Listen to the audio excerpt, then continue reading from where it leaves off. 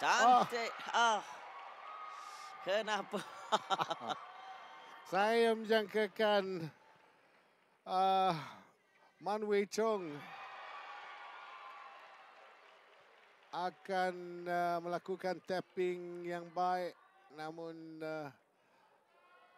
lemah dan tidak melepasi jaring untuk memberikan kelebihan 1 mata kepada Thailand.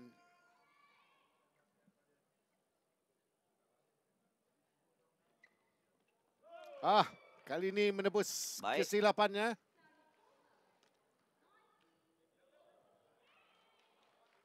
Dua mata saja lagi. 2 mata dicari.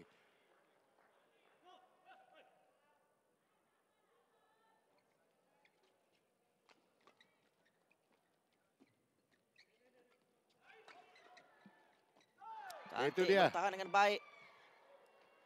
Maksa kesilapan dari Peperachai Sukpun. Cuba mengembalikan, namun terkandas di jaring. Match point untuk pasangan negara.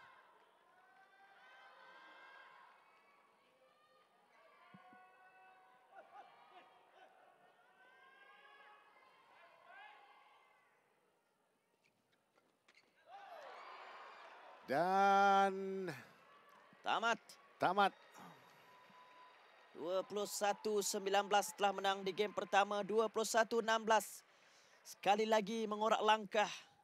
Pemain negara menempahkan tiket ke peringkat yang seterusnya. Menang di peringkat suku akhir menentang Pirachai Sukpun dan Pakapun Tirarat Sakul. Yang mana ketika ini kemparnya Panit Chapon sedang beraksi.